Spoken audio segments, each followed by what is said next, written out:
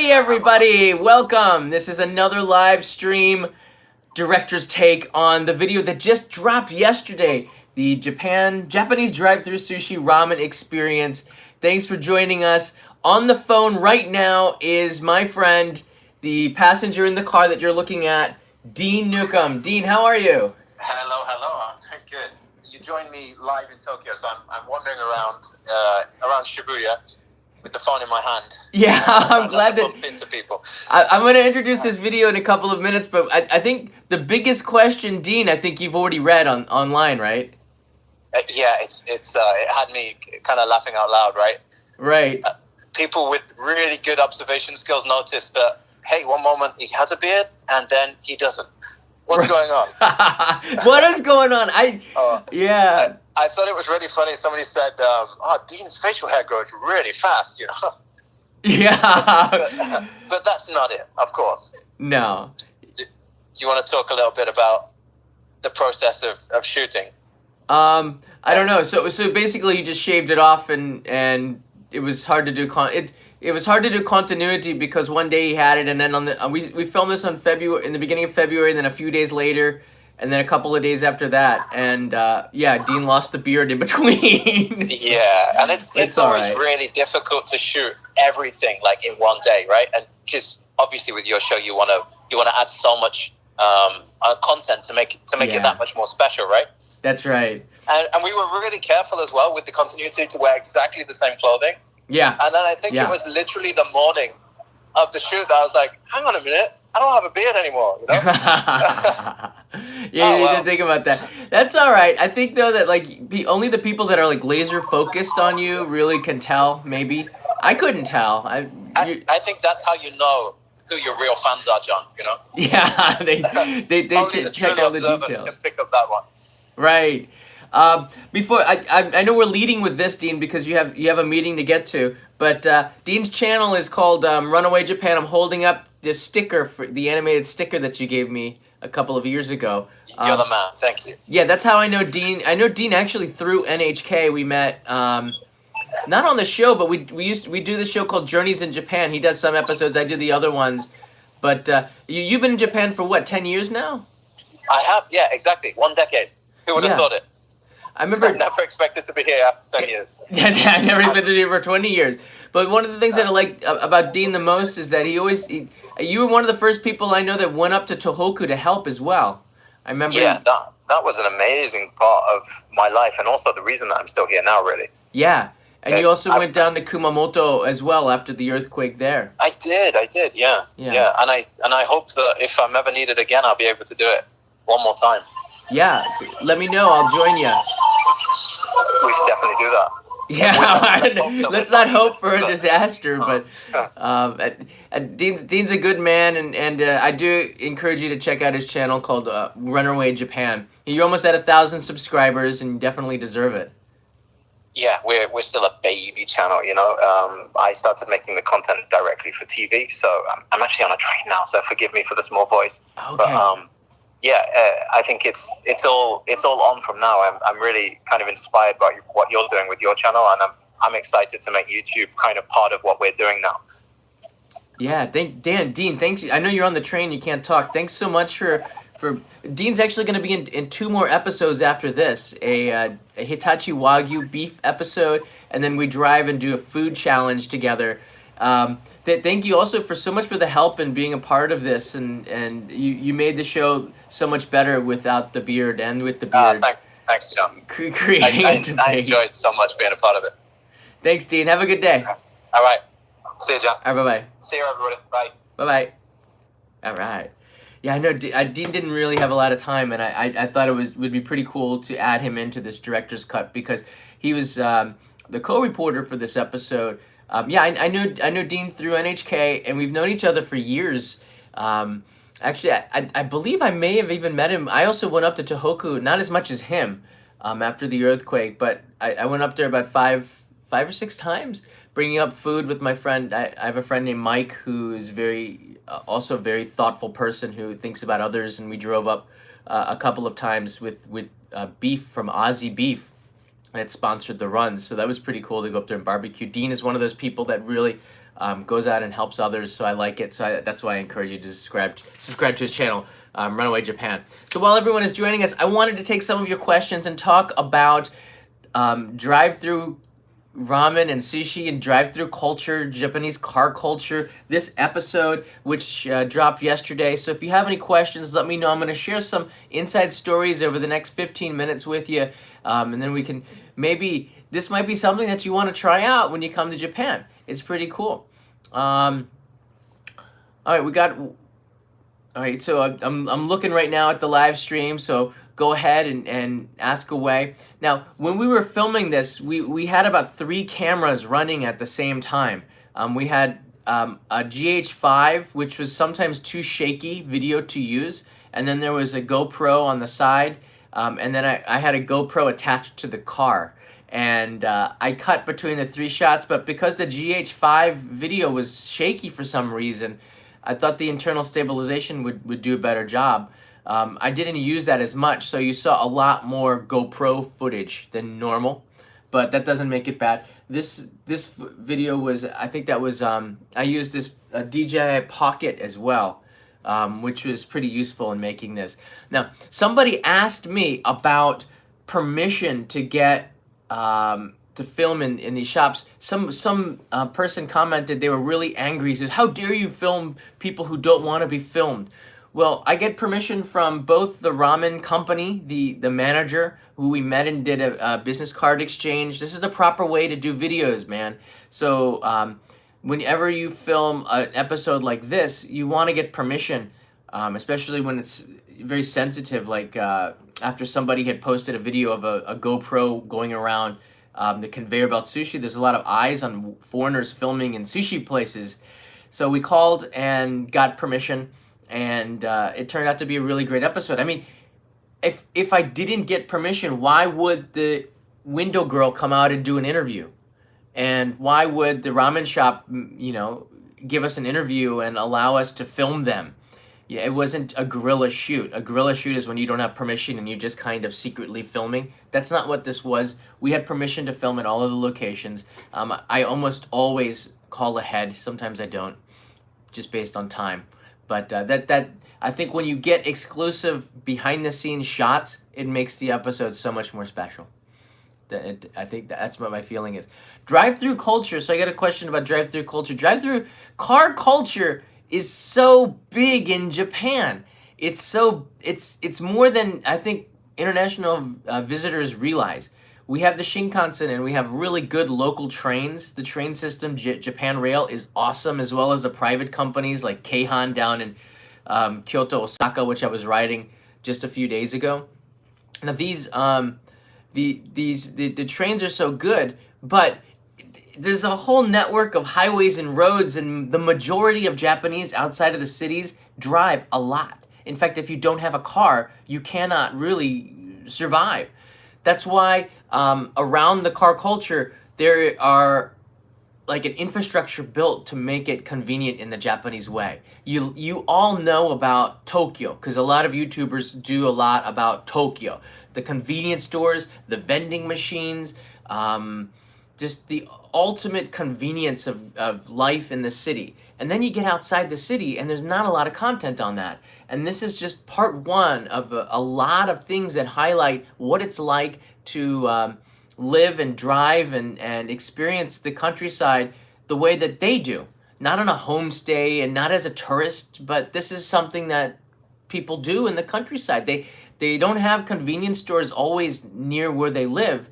So instead of buying a bento from a convenience store, which by the way is not very healthy, convenience store food, although it looks good and it tastes good, it's pumped full of chemicals. I think you really need to know this for full disclosure. I still eat it, but it's not something you want to eat every day. So all the YouTubers that are showing the beauty of convenience store food, please realize that people do not eat this really every day, and it is fast food and it's pumped full of chemicals, which isn't good for you, which is why people do takeout at restaurants like Hamazushi or Yuki Murate, in a chain that's in 4 prefectures in Japan, and they get like almost home-cooked meals from there. And the price is just a little bit more than the convenience store, but it's made to order.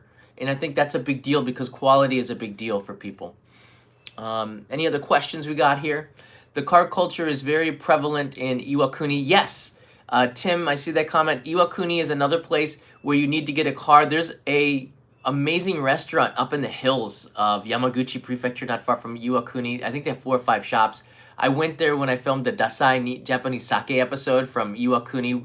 I went into there to Shinkansen, and then we drove out to this amazing restaurant, and you can only get there by car.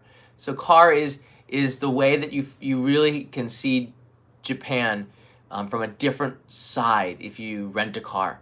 And that's one of the reasons why I got my license, to be honest with you. I did that so I could hit and visit these places that you just cannot do with a train. And the best thing of it all is that I could put all my luggage and camera gear inside the back seat. I don't have to carry it. I'm looking for more questions here before I wrap into some more background stories. I got tons of background stories. Is there ketchup in Japan? Yeah. Ketchup is pretty much limited to burger fast food places and rice places. You might find it in omelet rice places. People eat ketchup with eggs, but I don't. It's not a condiment that's as popular as in the West. Was it weird being behind the wheel so long? Writes in I4A. Yeah, it was pretty weird to drive on the other side of the road. Now I've been walking. It's not as weird as you think because I've been walking on the left side of the road when I walk, because people walk the way you drive for the most part. So mentally, you're kind of already in that zone after 20 years of living here. So my problem is when I go back to the US more than here, actually. But what was weird for me is driving an automatic car, because I've always driven a stick shift, and then to drive with this hand with the stick shift is just a little bit weird. This was an automatic, so I didn't have that problem. But when I took the test with a manual transmission, it was a little bit weird. I have to be honest with you, to shift with this hand. The hardest thing is the signal is on the other side. So instead of the blinker, I would be activating the windshield wipers. That was hard when I took the exam as well. Those are reversed. Trekkers writes in, what other kinds of food are offered through drive-thru? Oh, wow. Well, we all know that McDonald's Japan is pretty unique and has a pretty incredible menu. So Dean and I did drive through there, and I have some footage. I don't know if I can show that to you. I have some footage from that shoot. Let me see here if I can get out. I can open up the project. And that was pretty amazing, because I don't know, just even the experience of drive-through drive-through Japan, McDonald's Japan was pretty unique. I don't know. I think it's just because the Japanese staff, they have such a really positive and polite and respectful way of taking money and doing things. A lot of people noticed in this video that when the window ladies were taking the money, or the not window lady, she actually ran outside of the ninja door in the back. When they're running outside outside of the shop, you can see, and this is the timeline for the episode, you can see that they don't take the money the same way as they do in a shop, because it's really inconvenient to do it in that polite way. So sometimes they will hold out their hands and hold out the money with 2 hands. They always hold out notes with 2 hands. Like a business card, you always hold it with both your hands to show the importance. Never hand it casually like this. Always do 2 hands if you can. Yeah, these are really interesting experiences to me. So it was on which day was it? On the 5th. I think I usually use 3 or 4 cameras when I film, and I believe this one I film mostly on my iPhone. The iPhone X has really good video. Let me see, where did it go? iPhone, there it is.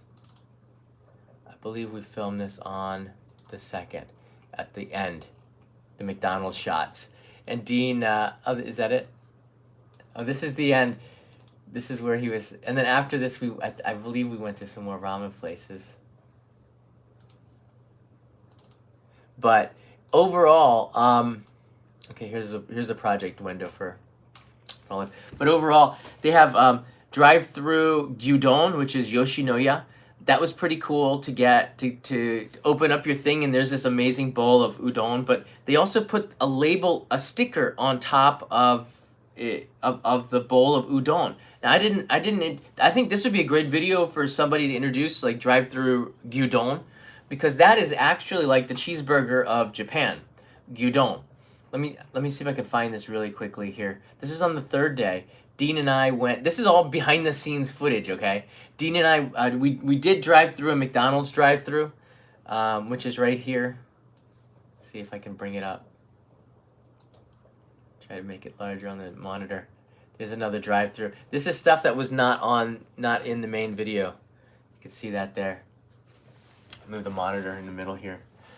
All right. This is Dean getting the gyudon.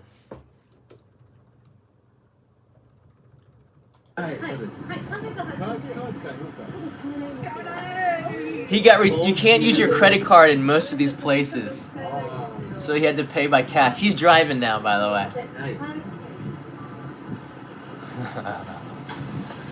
The great thing is that on the menu they have pictures, so it makes it easier to order if you can't read the kanji or the katakana.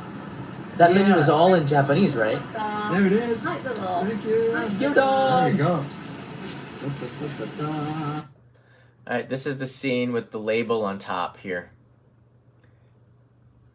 I think we started here. If you look on top of the bowl of gyudon, they have what you ordered. They order who made it, the name of the person who made it, the address of the shop, the phone number, the location, and the date and the time is stamped on top of the gyudon, so you know exactly all the information about your order. I loved this. I don't know why more fast food restaurants don't put this sticker on it, so then you know who made it, where it was made, what time it was made, and what exactly your order is. It's just a simple printout sticker that you can do. I wanted to add this in. We just ran out of time, but I might do more drive-through stuff in here. The paper isn't flying around. I'm looking at the comments here. The paper isn't flying around, simple and sweet. John, is there a restaurant you wish had a drive-through? I don't know. I think, gosh, I go to Japanese bakeries a lot. It would be pretty sweet to have a Japanese bakery. You could drive the car real slowly and just take the bread that you want and then pay when you exit. That would be pretty cool. Gosh, there's a lot of restaurants. I'd love to see a Japanese bakery drive-through. That would be just really, really interesting. Because there's so many varieties of breads in Japanese bakeries. I would probably think about that. Is food poisoning common in Japan? I don't know. What do you mean by common? I know it happens. I've had food poisoning where something I ate was not good. That's why I try to eat at reputable shops and not places that look run down and old. And places with lines usually have a good turnover of food. You won't get sick. I've gotten food poisoning from ramen. I've gotten food poisoning from supermarket bentos, which I think might have used old ingredients. I don't know. I've gotten food poisoning the most from ramen when I travel. Often, actually. In the 20 years I've been living in Japan, I think 5 times I've had food poisoning from ramen. So, yeah. Just be careful with where you go and make sure you're going to a reputable place, especially if you're an international tourist or traveler, because your stomach isn't ironclad like some of the people who eat it regularly. Do they have coffee drive-thrus? They do. Actually, Dean and I went through the Starbucks. You guys want to see this? Oh, here's the McDonald's one. This might be interesting. All right, this is the McDonald's drive-thru. I didn't include this either because this one was guerrilla shot. We didn't have permission to film. Hello. What do you want, mate? Up to you. Get something like a ebi katsu burger or something strange. Yeah, that was good. Food. はい。エビカツバーガーありますか？じゃあお願いします。We only got one. There's the menu. This is the Japanese McDonald's drive-thru menu. The ebi katsu burger we ordered was here. It's ebi fillet. So they have shrimp, like a fish fillet made of shrimp, which was really, really good. McDonald's Japan if you can't even compare it to McDonald's USA. It's just a completely different experience. Let's see here. Oh, here's the drive-through window. Which one do we go to? Yeah, there are two windows. They do it more like American style. Oh, and then he put his hand out there to call us. This window. That was funny. So then we took the burger, and Dean and I were going to add in a bonus scene. This is the gyudon from Yoshinoya through the drive-thru. It looks really good. But I don't know. The thing with Yoshinoya is that they... Okay. Just drive to the corner here, maybe? The thing with the Yoshinoya is I don't think that they use the best beef. I'm not sure. But I always prefer the competitor, actually. Matsuya. But they're both really good. It's not even... It's just a little bit better, I think, at Matsuya. I'm not sure. It's like, do you like Burger King or McDonald's? And you can't really... It's hard to compare. Backing in here. I knew it. You're a backer. I was pulling... That's another thing. I go in face first. I got this fancy schmancy camera on the back of my car, so I just don't even need... So, in Japan, when you park... In the U.S., we just drive in. Japanese, everybody backs in to the parking spot spaces. And I noticed this like 20 years ago when I first came to Japan. It's just something that they teach. You back into drivers up into the parking lots. I don't know why. Maybe it's easier to get out, but it's pretty interesting culturally.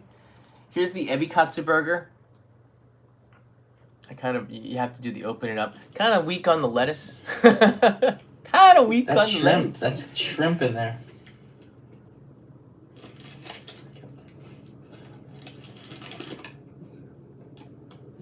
I always take 2 or 3 versions of the shot because I know that there will be one that is better than another. I took a bite to show the shrimp inside. It's actually real shrimp. I mean, I don't know. My image of McDonald's is it real? It is real. It was real shrimp. So that's kind of a behind-the-scenes look. I get a lot of footage that never makes it in to the main episode. You have to cut stuff, and that was something that was cut. Yeah. Any other questions here? John is... I saw something. It's moving. John, is there food where you never get from a drive-thru? Right, Diana? Food that you never get from a drive-thru? I don't know. I think if it's fast food, somewhere they have a drive-thru.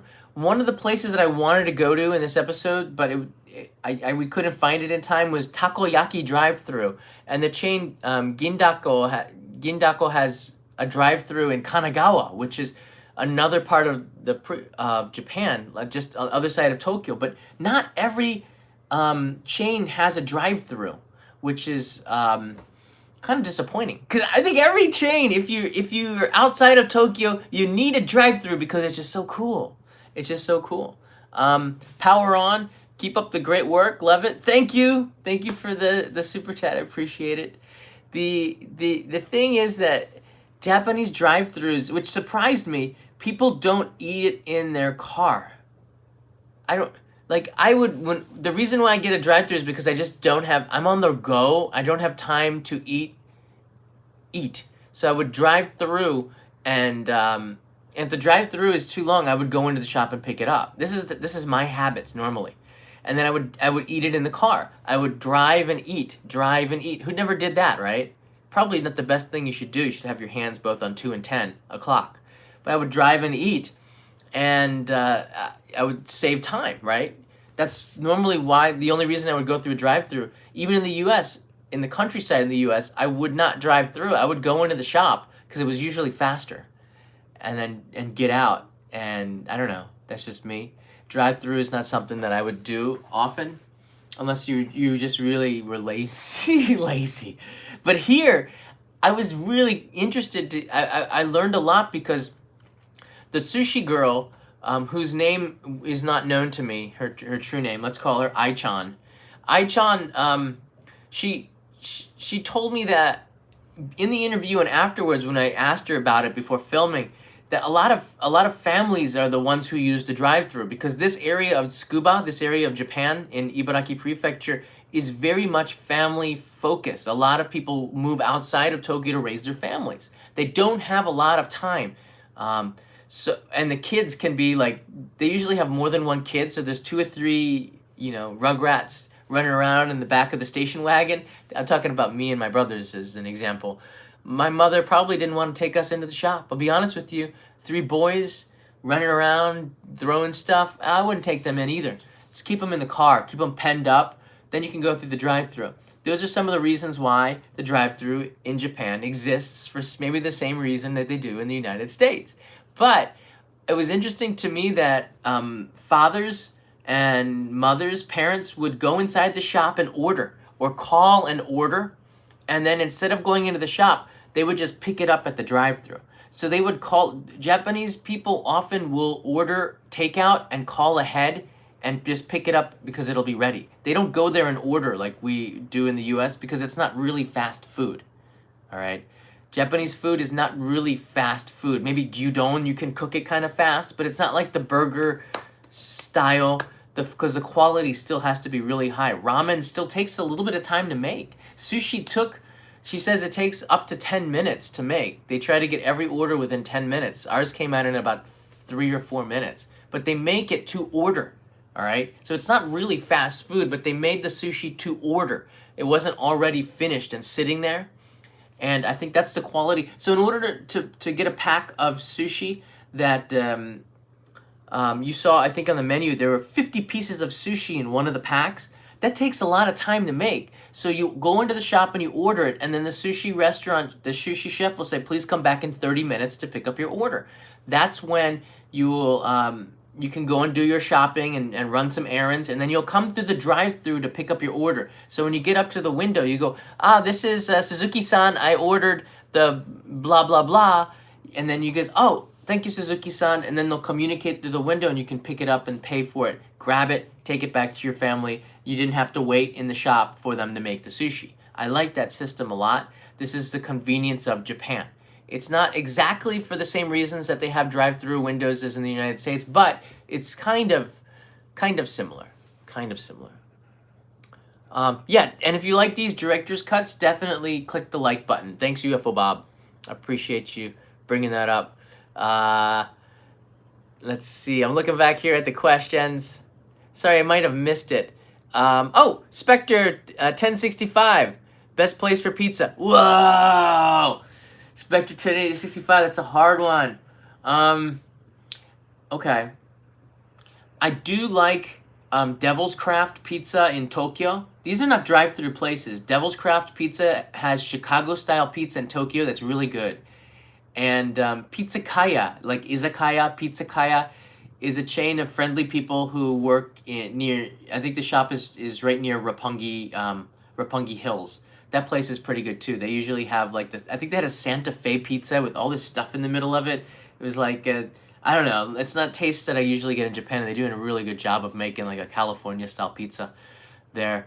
It's hard to find good New York style pizza here, but Domino's is actually running New York style pizzas that are 40, like massive sized. So I might order that and do a live stream about it.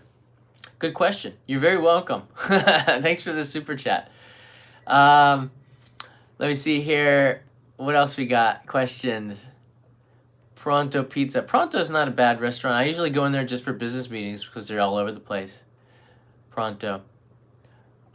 Do McDonald's... Oh, that's a great question by M. Dinella. Sorry if I pronounced that wrong. Do McDonald's in Japan have playgrounds for kids with slides and the ball pits? I've never seen the ball pits. I don't see that often, actually. I have seen a few with playgrounds, but they were a little bit different than the ones in the U.S. I don't know. But I've seen them, but I don't see them as much as in the United States. I don't think that having a playground is the reason why people come to the restaurant. I believe people eat and they get out. They don't linger in restaurants. And typically the turnover is very fast, so people don't stay in a restaurant. Like in a ramen place, it's extremely rude to go into a ramen place and sit there and chat like you're at a cafe. It's very, very rude to go into any fast food restaurant in Japan and sit there and not, except for McDonald's, because people, that's what McDonald's is there for. In a Japanese style fast food restaurant, you go in, you sit down, it's very tight, the turnover is fast, you eat, you get out.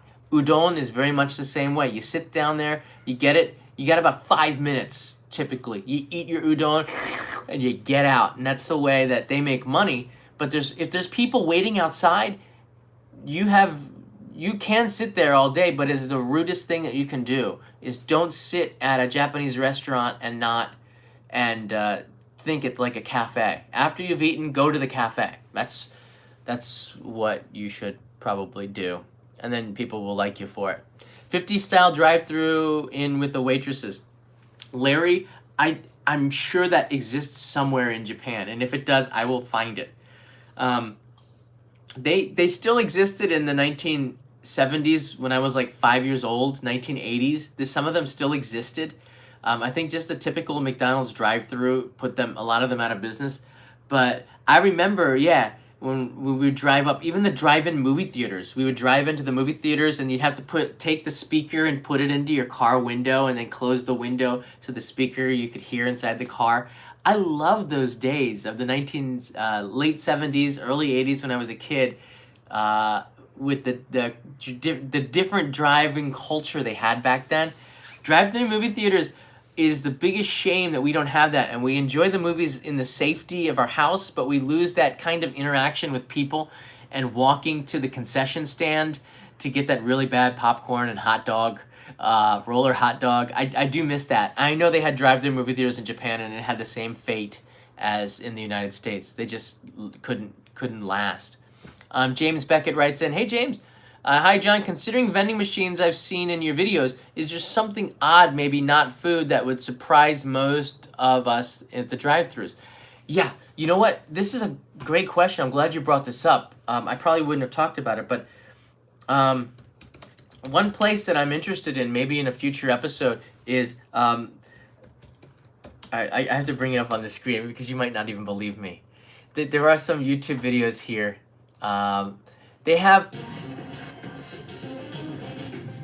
Hello and welcome. I don't want to do... All right. They have some places that are really bizarre, but this place is... This is a drive-through funeral parlor. This is a drive-through funeral parlor in Thailand. Whoops. Oh, no, this is Japan. Okay, where is it? Get to the story. Oh, here it is. So they would bring the ashes here. I'm not sure how it works exactly, but you would be able to drive through and pay your respects. The idea is through not the as eccentric drive-thru. as it seems. Around 28% of Japan's population is currently 65 or older, a proportion that's expected to rise to 37.5%. You drive through and drive through funerals. I mean, why wouldn't we want these, right? It's over fast. You pull in, pay your respects, and get out. And then you can go about your day. I think that's, good. Maybe not. I don't know. They have drive-through glasses places. I think you can get fitted with the glasses. I don't know how they do it, but everything is through drive-through. Drive-through liquor stores are not new or exclusive just to Japan. They do have that here as well. I saw drive-through... what else did I see? Drive-through bookstore, drive-through... they do have the drive-through... I believe they have the drive-through banks like we do in the United States, where you can go to the teller and talk to them the same way, but it's not as often. I don't see them. I think I've seen them, but I didn't see them on this trip. But mostly with food, but that doesn't restrict it to things like drive-through maid cafes would be pretty cool. Drive-through takoyaki they do have in Kanagawa Prefecture. Drive-through booze they do have. So they do have these things. Italian food in Japan, or a mix of sorts. I'm not sure what you're asking, but I think the Italian food in Japan is Japanese. I like the fact that they use mentaiko, like spicy fish eggs. They use Japanese ingredients, which makes the Italian food kind of interesting. Drive-through tea ceremony, that would be weird. Because I don't see The thing is though with Japan, and this is the thing, the drive-through is also like an unusual thing that kind of adds a little bit of marketing prowess to your restaurant. It's not necessary in every restaurant. And Hamazushi, this chain that was really nice to let us film, not all of the Hamazushi restaurants have a drive-through. The Hamazushi is all over Tokyo, this chain, but they do not have drive-thrus because it just doesn't make any sense. And most of the experience of going to a kaiten sushi or a sushi go round or a conveyor belt sushi, there's many names for it, is to go in there and sit and then have the sushi come to you. But it's kind of funny when you drive in the car, it's like, now we're going to get the sushi. We're going around to pick up the sushi. So I thought it was like kind of ironic. I was laughing in this episode a little bit. And one of the reasons I was laughing, this is inside information. If you haven't seen the video, go back in and watch it, and definitely leave me a comment below if you would, and I will try to respond to it. I usually do in the first 24 hours. So leave me a comment in this video, and I will try to respond to it. But there's a scene where I go to pick up the sushi, and when I do, I'm like laughing. And it's just there because were 12 choices on the menu, and we had to decide fast. And the reason why I'm laughing is because it's just, to me, I was laughing because it was ironic. Because when you sit down inside this restaurant and the sushi comes to you, and here we are in a car and we're driving to pick up the sushi. I don't know. So that was my humor, but I didn't explain it too much. Number 3, which is based on all different types of. I was surprised with the quality of the food here. I have to be honest with you. I was surprised. Are there drive-through smoke shops? I've heard of this, Andrew. I believe they do exist, especially for places that have more exotic tobacco. But the vape places are increasing very quickly in Japan, so there are some places. Drive-through onsen. How do you get that in the car though? Drive-through onsen. Alright, so we have permission to film this. Dean's filming with my iPhone XS. This is all staged. I think I did it twice so that I would have enough footage to get it, but I took it from multiple angles to give you a complete experience. That's a car wash. Yeah, that's funny. Oh, wait a second. Panathenia. That's right. If you want to drive through onsen, you just go to a car wash, roll down the windows, and the soap is for free, I guess. That's pretty funny.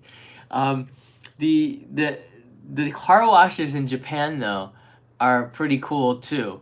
There's the car washes where you would drive through. You remember? They were kind of long. And then there were the car washes which were in Japan. They're just like a gate. And the car wash will move left and right of your car. You don't have to drive at all. And then at the end, you can either go through the gate or back up, depending on if there's anybody who's in the line. I thought that was really. I remember the first time I was walking through the countryside and I saw this car wash. I'm like, whoa! How come we don't have this in the U.S.? And I keep saying that even today. Like, why don't we have this in the U.S.? Why don't we have this in the U.S.? Maybe there are reasons behind it, but. Mr. T-Man, here's my first super chat to you. You deserve it. Thank you. Thank you so much. I appreciate that, Mr. T-Man. If you have a valid concealed carry permit and a state will allow you to eliminate the... Oh, that's like something... I don't know what that's for. I'm reading some of the comments here. I'm going to do maybe a couple more questions and finish with one more story. Do you think they had that sushi pre-made? No. Asera writes in, do you think this was pre-made? No. We had to wait about 4 to 5 minutes, so I'm pretty sure that they make it pretty quickly. It's made to order. Once again, like the sushi shop, she said that fathers will come in, they'll order at the drive-thru or come into the restaurant and say, I want a 50-piece sushi platter. And then they would go and shop, and then they'd pick it up 30 minutes because it would take 15 minutes to make that. So everything is made to order and fresh because the restaurant has its own reputation. That's why the drive-thru window is pretty unique. Most people won't do that because a sushi restaurant does not pre-make the things unless you're in a supermarket or 7-Eleven or a convenience store. So those are the reasons why. This is not a supermarket. They're proud of their quality for the price. I think they do a pretty good job. And it's all made to order. I think that makes it special. Super Mr. Crazy Man, what are your favorite restaurants? Oh, wow. I'd have to say that Pizza Devil's Craft place is up there, and the place that my wife took me for my birthday, which is called dare I say the name? Maybe it'll get crowded. It's called T.Y. Harbor, and that place is probably my favorite place to go because it's one of the few restaurants on the Tokyo Harbor on the water that you can eat. It's just such a beautiful place. Spectre 1065 burritos, red or green chilies. Wow, can you have both? Can you have both? I like the red ones, but I will not pass up the green ones. It's very hard. Good burrito place in Harajuku. Gomez I think it's called, from Australia. Surfer chain. Nathan McSprain, sup? How you doing? Thank you, Nathan. I appreciate that. It's pretty cool. Andrew Cousins in PA, Pennsylvania. We had a couple drive-through What? Ooh, Andrew. TMI. No. I remember the first time I drove out with my father to go to Ohio State University. That's where I went to college. I was living in New Jersey at the time. And we drove through Pennsylvania. After you get through Philadelphia and Valley Forge, and you get onto the thruway, there's some pretty weird stuff out there. It's neat though, because it's different than what we got on the East Coast. So I think maybe Pennsylvania is very similar to Ibaraki Prefecture that we drove through in this episode. I think it's a place where you definitely need a car. I think the U.S. is a country where you definitely need a car. Michael Kelly writes in, how do you stay focused on Japan and what you do? I think this is a general question, but after being here for 20 years, it's very easy for me to see some of the things that are unique to me because I've been exposed to a lot through traveling. So it's very easy. Japan seems like a small country on the map, and I don't know if I hope I'm answering this question right. It seems like a small country on the map, but it's actually just packed full of thousands of years of history and lots of different culture. So each prefecture, each area of Japan has its own unique culture, has its own unique food, has its own dialect, has its own kind of way to do things, which is just different enough from the other places to make it unique. And it's very much like the United States, but maybe not like Europe, which has different languages completely.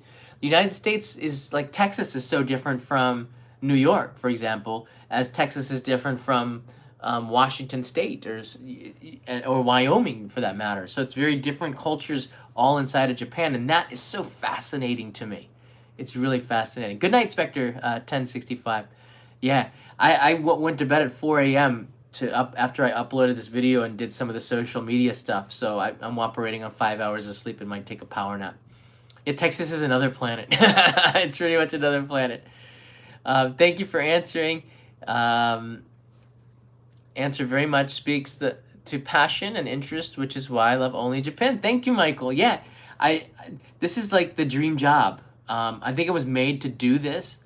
I lived in Japan. I came here in 1998, and between 1998 and 2005, I had moved apartments 17 times and lived in so many different cities. So I think I was kind of, because of the job before, kind of made to do this introduction type of job because I've just seen it all. I've seen a lot. And it feels so good to share something on YouTube like this. So it makes me happy that you guys like it. All right, cool. So I hope you enjoyed this director's cut. I don't want to keep you, I know it's getting late in the U.S. People on the West Coast are probably in bed, and even California, you guys are starting to get your pajamas on. So I want to say thank you so much for supporting this show. Definitely watch it again. YouTubers always have to say that, but it does mean a lot to me that you take the time out to leave a comment or you take the time out to watch this. So thank you very much. Andrew just came in with a super chat here. Thank you. Andrew from Port Arthur, Texas, headed to bed soon. So last question, your opinion on American. All right, Andrew, I'm gonna end with that one, and then quickly with a story. What made you want to go to Japan? I made that. This is from Cookie Cat. I made a 360 360 video on the main channel that answers all of the questions about why I'm in Japan. But I want to thank all of you for really being interested in the content that I make, because that's why a creator creates. That's my passion, to tell a good story and then tell a good story that I think will stand the test of times and create conversation about a topic. It's always been a dream of mine to do something like this. So Japanese food or American food, you really cannot. I think I could say like Monday, Wednesday, Friday American, Tuesday, Thursday, Saturday, Sunday Japanese. And Japanese gets an extra day because it's just a little bit healthier, I think. They don't use a lot of cheese. They use less meat. When they do eat Wagyu steak, it's like just a little bit compared to the bigger portions. I'll probably stay alive longer eating Japanese food, but I still cannot stop eating them. I'll never give up my pizza and burgers, all right? Don't even try. I'll bite your hand if you try to grab it away from me. You cannot take the American out of me at all. So I will always keep that. But when it comes to drive-through food, yeah, I don't know. That's really Japan's pretty unique, but America is it's a drive-through culture. I don't know. You can't compare. It's just different purposes, different reasons. They're slightly similar, but they're just different. And that's the best answer. It's an awful answer, but that's the best answer that I could think of. What does Kanai feel about pizza? She loves it. I met Kanai in New York, so pizza people. We're pizza people. The last thing I want to share with you is just one more director's cut story. Told me to wait there, but I wanted to go through this, but let me talk to you a little bit about the ramen, okay? Restaurants in 4 prefectures across Japan. I knew about this place for years, actually. This is a place that did a drive-through ramen. This has been around for a while, and I just love the concept of it. And my feeling was, does it still taste good? Does it still taste the same as normal Japanese ramen?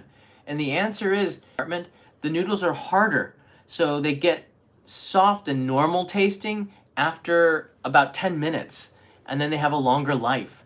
Whereas noodles that you eat in a Japanese ramen place, fresh, you have 3 minutes to eat it, all right? That like, literally say after 3 minutes, the noodles start to get soggy and it changes the taste. So I don't even drink the broth. I'll drink it once and then until the noodles are gone, and then I'll have a couple sips of the broth, eat the ingredients or whatever the toppings are, and get out.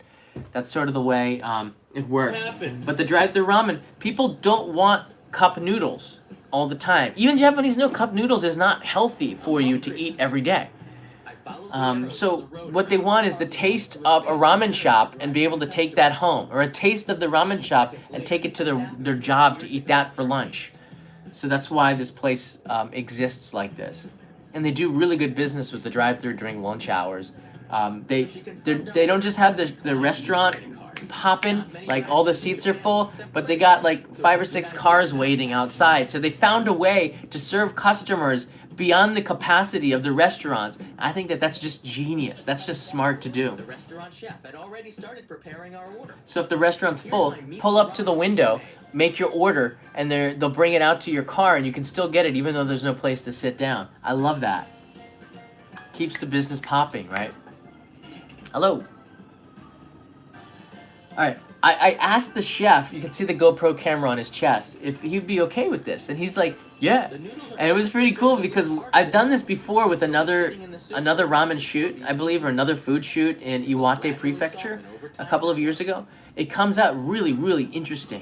When you see it from a first person's point of view of what the chef is doing, I think it helps you remember how they're making it too. By seeing what they see. But the chesty cam was the best one instead of the head cam, I thought, for this. Because his head's moving like left and right too much. Alright, cut. That's where I cut it, and then this is from a different shoot because the chef's right there. After we'd eaten and done this, that's when I filmed him cooking the food. So often when you're doing this kind of production, you're putting the story together. You have to do one part of it and then film another part of it, and then you put that in front. So you use the ability that you are cutting to put the story together. And I think that's what makes this job really interesting to me and will never get old, because I'm consistently, it's like a puzzle. Like, how do I get this story, but how do I make it work that people are going to want to watch it? and you can put the pieces together and you come up with something that's just a really beautiful story that you can tell people. And when I upload the video, there's no better feeling in the entire world than releasing a video of a story that you worked really hard on, and then just hoping that people watch it. But once I upload it, my job is done, and I let nature take its course. And I some videos do extremely well, and some videos don't. Some videos that I hope do well don't, and some videos that I think they're gonna do great do poorly, and some videos that I just shoot quickly do like viral. So it's hard to predict how they do, but that doesn't matter anymore to me. I think it's after you get to a certain level on YouTube, it's just about producing a good quality story that you feel good about. And if you feel good about that story, I think people will watch it because you're proud of the work that you do. And just like the chefs that make the food in the Japanese restaurants, I as a creator want to put something out there that tastes good, that looks good. You can't eat it, but it's the same concept. It looks good, it feels good. When you watch it, you're happy.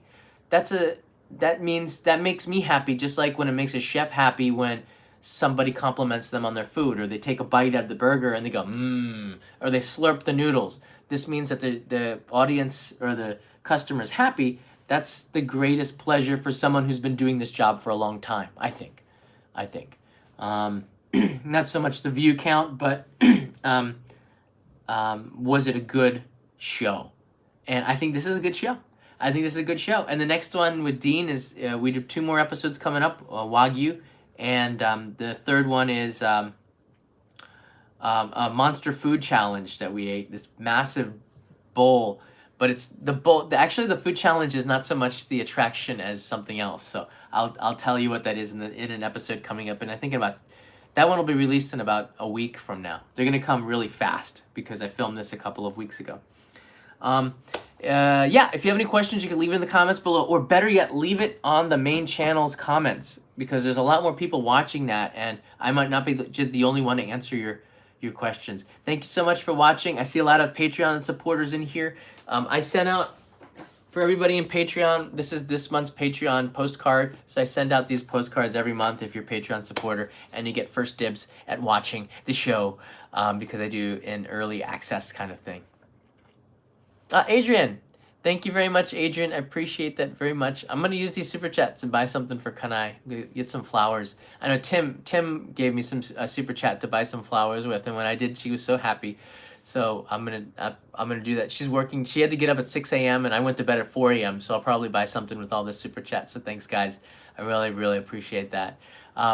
Yeah, thanks a lot. See you in another live stream. I'm sure to do one this weekend. The Only Japan Go channel has been a little bit light with content just because February is the busiest month for me. There's taxes.